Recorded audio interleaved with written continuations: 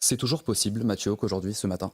Je pense qu'en tout cas, selon les indiscrétions, cette hypothèse-là est de plus en plus éloignée, puisque Lucie Castel n'est, aux yeux du président de la République, pas faite et disqualifiée pour pouvoir diriger le pays, pour deux raisons.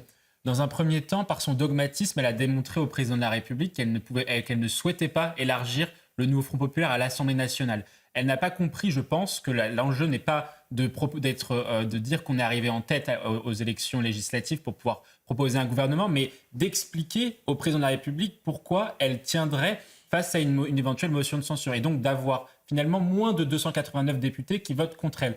Or, en maintenant le choix et en maintenant la volonté de gouverner avec les insoumis, effectivement, elle s'expose de fait à une motion de censure. Donc son idée de pouvoir gouverner texte par texte ne peut même pas fonctionner, puisque si elle nomme un ministre insoumis, quel qu'il soit, elle sera automatiquement renversée par l'Assemblée nationale. C'est arithmétique. Ensuite, le deuxième élément, c'est que elle n'a pas levé auprès du président de la République le doute qu'il y a sur la capacité à gouverner, et notamment sa capacité à maîtriser les finances publiques du pays, puisqu'il y a le président de la République qui a un doute sur la compétence de Lucie Castel en la matière, de par les résultats économiques de la ville de Paris quand même. On rappelle 4 milliards d'euros de dettes en 2010 et aujourd'hui plus de 10 milliards. Et donc, en ne levant pas ces deux doutes sur son dogmatisme et sur sa compétence et sa crédibilité économique, alors qu'on est dans une situation de procédure de déficit excessif, je pense, elle s'est complètement éloignée de Matignon.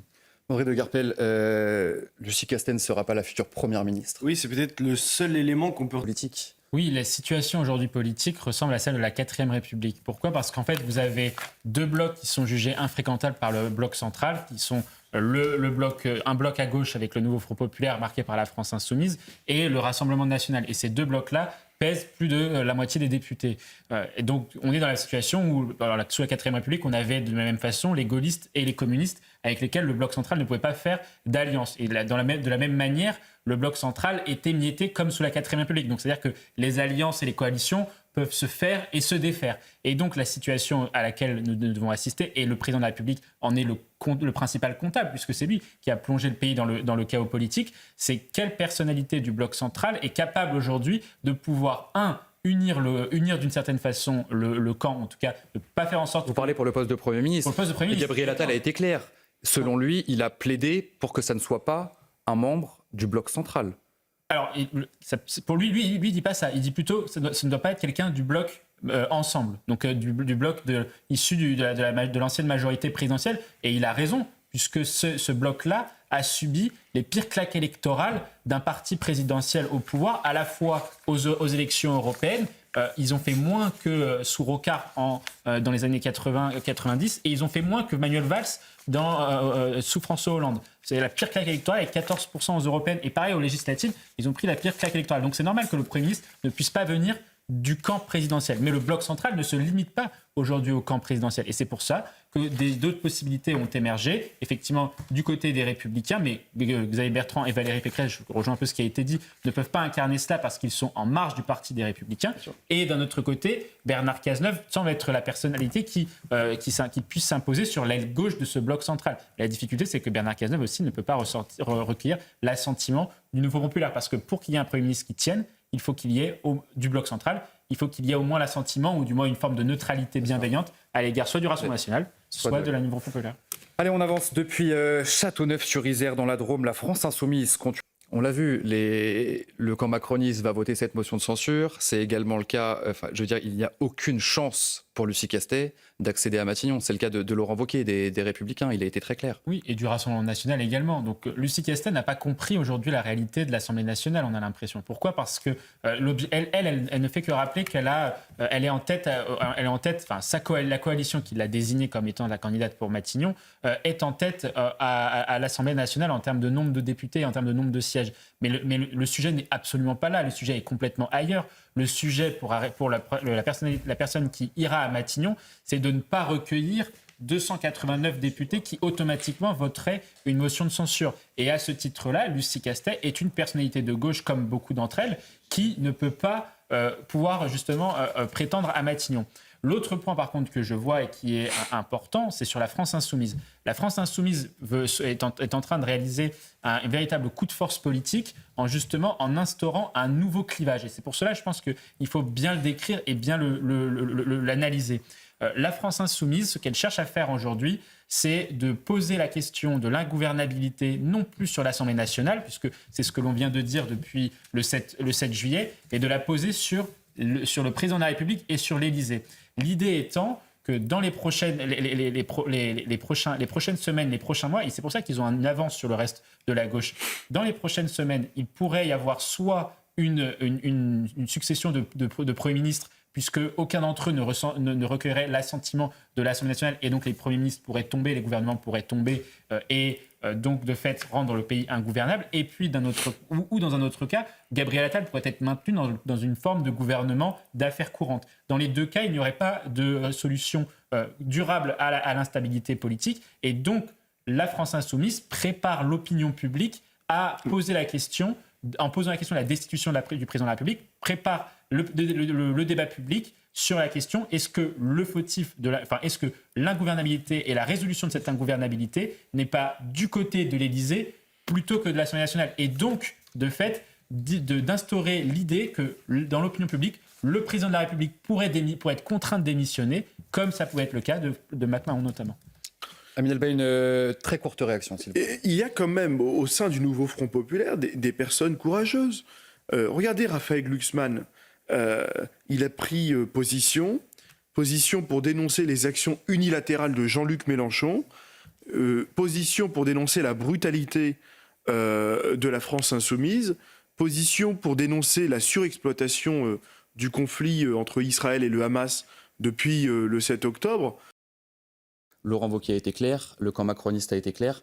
C'est impossible, il va falloir trouver quelqu'un d'autre. Ou alors, peut-être que Lucie Castet, ce qui n'est pas probable, va dire finalement, je mets personne de la France insoumise dans mon gouvernement.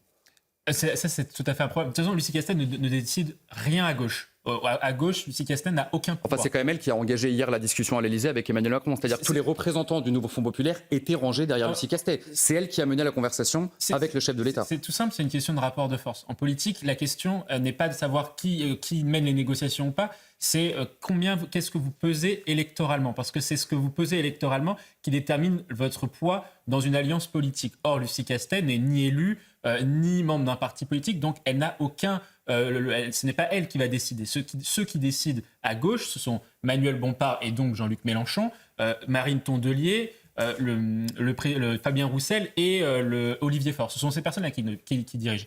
Et donc Lucie Castet, aujourd'hui, en affirmant qu'elle est pieds et poings liés par cette alliance du nouveau Front populaire qui, justement, légitime de fait la présence de la France insoumise, alors qu'en effet, il pourrait être possible pour le nouveau Front populaire d'accéder à Matignon si le nouveau Front populaire s'inspirait justement du Front populaire, où les communistes en 1936 n'avaient pas participé au gouvernement mais l'avaient soutenu uniquement à l'Assemblée nationale. Donc la France insoumise aurait pu se positionner dans cette équation-là et donc juste être une force de soutien au Parlement sans participation au gouvernement. Et là, effectivement, peut-être qu'un gouvernement de nouveau Front populaire avait une chance, mais Lucie Castet, en étant pieds et poings liés par la France insoumise dans cette alliance électorale, parce que la France insoumise est le parti qui est le plus puissant au sein de l'alliance de gauche, même si celle-ci s'est rééquilibrée, le plus puissant à la fois en nombre de députés, 72 députés il me semble, et surtout en termes d'un point de vue électoral, puisque quand on regarde la cartographie électorale de la gauche, c'est la France insoumise qui domine, et Jean-Luc Mélenchon politiquement est la personne qui domine la gauche. Donc de fait, dans cette architecture-là, il est impossible aujourd'hui pour Lucie Castet de ne pas être certaine de ne pas nommer de ministre insoumis. Emmanuel Macron pourrait... Qu'est-ce qui s'est détraqué? Alors que Jean-Luc Mélenchon le veuille ou non, les Français ont répondu Gabriel Attal. En majorité, 40% des Français, ça ne sera pas Gabriel Attal, le futur Premier ministre. C'est assez peu probable, puisqu'effectivement, ça reviendrait à acter pour Emmanuel Macron le fameux déni de réalité, c'est-à-dire que les Français ont infligé la pire sanction électorale aux élections européennes d'un parti présidentiel. Et pourtant, Emmanuel Macron maintiendrait Gabriel Attal à Matignon et maintiendrait Yael Braun-Pivet à l'Assemblée nationale. Ce serait quelque chose qui n'aurait pas de sens dans la tête des Français. En revanche, ce que démontre ce sondage et ce qui est intéressant d'un point de vue en termes d'analyse politique, c'est qu'en fait, quand on voit les deux personnes qui se dégagent, Gabriel Attal est à 40% et Jordan Bardella est à 39%, on est là face à deux personnes qui incarnent ce qu'on appelle la volonté de rupture avec l'impuissance publique. Jordan Bardella, c'est... Et la nouvelle génération aussi. Et la nouvelle génération. On voit deux personnalités politiques qui sont très jeunes, Mathieu. Qui sont très jeunes et qui sont aussi des profils qui justement qui veulent justement changer les choses. Jordan Bardella, de manière supposée, parce qu'il n'a jamais été en exercice aux responsabilités, il n'a jamais été à la tête d'un exécutif, mais il incarne au sein du Rassemblement national et au sein d'une grande partie des électeurs, au moins pour plus de 10 millions de personnes, le fait qu'avec Jordan Bardella, cela va changer. Gabriel Attal, lui aussi, incarne d'une autre manière la rupture avec l'impuissance publique, puisqu'il a fait toute sa carrière politique et sa carrière ministérielle, que ce soit au budget, avec l'initiative En avoir pour mes impôts, à l'éducation nationale, avec l'initiative sur les abayas, où il a dit plus d'abaya à l'école. Et une des mesures phares de Gabriel Attal lorsqu'il était ministre de l'Éducation nationale. Et justement, en disant plus d'abaya à l'école et en démontrant qu'il pouvait justement ne plus y avoir d'abaya à l'école, il a montré que l'État pouvait encore quelque chose. Et donc, dans les deux sens, c'est pour moi ça qui est le plus important, c'est que les Français, le message qui est de ce sondage que j'observe, c'est que les Français veulent une rupture forte avec l'impuissance publique. Très rapidement, André de Guerpel, qui est en danger aujourd'hui. Oui, la France dépense 9% de son PIB en termes de dépenses de santé et 4% pour l'hôpital. Donc on dépense autant que l'Allemagne et pourtant la crise sanitaire a montré que les failles de notre modèle de santé.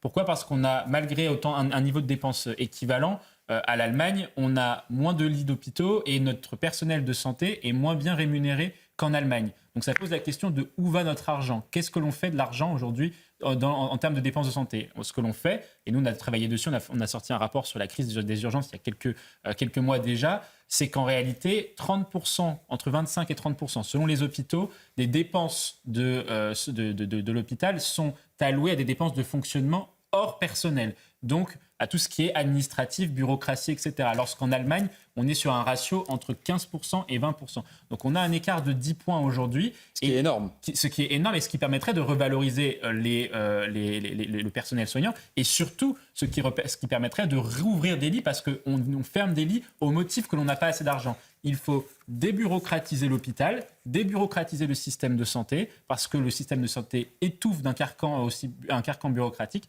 Et puis ensuite, après, vous pouvez libérer les énergies à l'hôpital et réembaucher des gens et remettre du soignant, parce que c'est ce qu'il manque aujourd'hui dans les hôpitaux en France.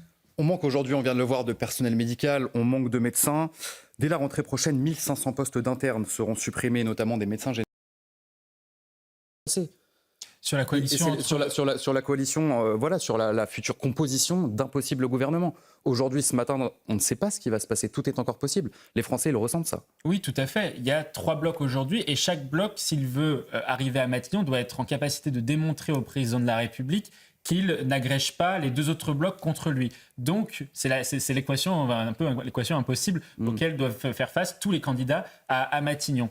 Donc, effectivement, Lucie Castet, c'est ce qu'on disait tout à l'heure, s'est disqualifiée à ce titre-là, puisque elle reste campée sur l'alliance du Nouveau Front Populaire, qui inclut des insoumis au gouvernement, et donc, de fait, un gouvernement qui sauterait en 48 heures. Ensuite, après, reste le Rassemblement national, de toute façon, lui n'a pas suffisamment de députés pour pouvoir proposer un gouvernement, et donc, effectivement, pour le président de la République, il ne reste qu'un candidat de ce fameux bloc central. Mais la difficulté, c'est que ce bloc central, d'une part, il est émietté. On est dans une situation, comme la 4e République, en fait, où l'on a un bloc central, certes, mais qui en fait est composé d'un certain nombre d'agrégats. On a évidemment on a Ensemble, la Renaissance, Horizon, les Républicains, le LIOT, on est vraiment sur un émiettement et donc effectivement on ne sait pas réellement qui peut prendre le leadership de ce bloc-là. Ensuite, après, le dernier élément, et je terminerai dessus, c'est que Emmanuel Macron pose quand même des conditions pour que quelqu'un entre à Matignon qui sont quand même drastiques, draconiennes. C'est-à-dire qu'en fait, il faut que le Premier ministre il soit pas contre lui, puisqu'il ne veut pas être dans une situation de cohabitation, il l'a déjà rappelé, plutôt quelque chose de... Ça, on comprend d'ailleurs. D'avoir un Premier ministre contre Emmanuel Macron, la cohabitation serait bien compliquée.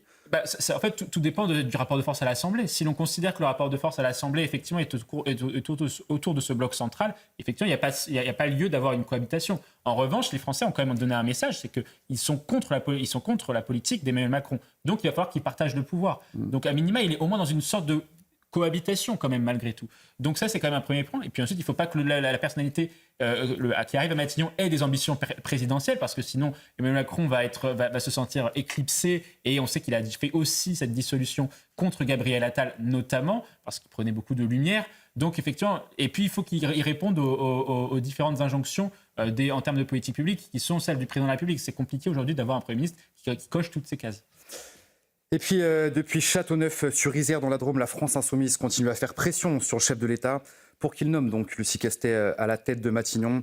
Et le leader insoumis Jean-Luc Mélenchon qui a fustigé le comportement d'Emmanuel Macron. Qui va se passer sur la coalition, sur la coalition, voilà, sur la future composition d'un possible gouvernement. Aujourd'hui, ce matin, on ne sait pas ce qui va se passer. Tout est encore possible. Les Français le ressentent, ça. Oui, tout à fait. Il y a 3 blocs aujourd'hui, et chaque bloc, s'il veut arriver à Matignon, doit être en capacité de démontrer au président de la République qu'il n'agrège pas les 2 autres blocs contre lui. Donc, c'est l'équation, un peu l'équation impossible auquel doivent faire face tous les candidats à Matignon. Donc, effectivement, Lucie Castet, c'est ce qu'on disait tout à l'heure, s'est disqualifiée à ce titre-là, puisque elle reste campée sur l'alliance du Nouveau Front Populaire, qui inclut des insoumis au gouvernement, et donc, de fait, un gouvernement qui sauterait en 48 heures. Ensuite, après, reste le Rassemblement national, de toute façon, lui n'a pas suffisamment de députés pour pouvoir proposer un gouvernement. Et donc, effectivement, pour le président de la République, il ne reste qu'un candidat de ce fameux bloc central. Mais la difficulté, c'est que ce bloc central, d'une part, il est émietté. On est dans une situation, comme la 4e République, en fait, où l'on a un bloc central, certes, mais qui, en fait, est composé d'un certain nombre d'agrégats. On a, évidemment, on a Ensemble, on a la Renaissance, Horizon, les Républicains, le LIOT, on est vraiment sur un émiettement, et donc effectivement on ne sait pas réellement qui peut prendre le leadership de ce bloc-là. Ensuite, après, le dernier élément, et je terminerai dessus, c'est que Emmanuel Macron pose quand même des conditions pour que quelqu'un entre à Matignon qui sont quand même drastiques, draconiennes. C'est-à-dire qu'en fait, il faut que le Premier ministre il soit pas contre lui, puisqu'il ne veut pas être dans une situation de cohabitation, il l'a déjà rappelé, plutôt quelque chose de... Ça, on comprend d'ailleurs. D'avoir un Premier ministre contre Emmanuel Macron, la cohabitation serait bien compliquée.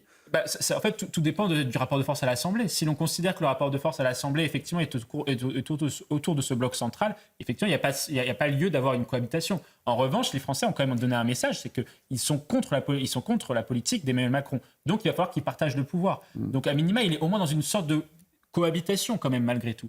Donc ça, c'est quand même un premier point. Et puis ensuite, il ne faut pas que la personnalité qui arrive à Matignon ait des ambitions présidentielles, parce que sinon Emmanuel Macron va se sentir éclipsé, et on sait qu'il a fait aussi cette dissolution contre Gabriel Attal notamment, parce qu'il prenait beaucoup de lumière. Donc effectivement, et puis il faut qu'il réponde aux différentes injonctions en termes de politique publique qui sont celles du président de la République. C'est compliqué aujourd'hui d'avoir un Premier ministre qui coche toutes ces cases.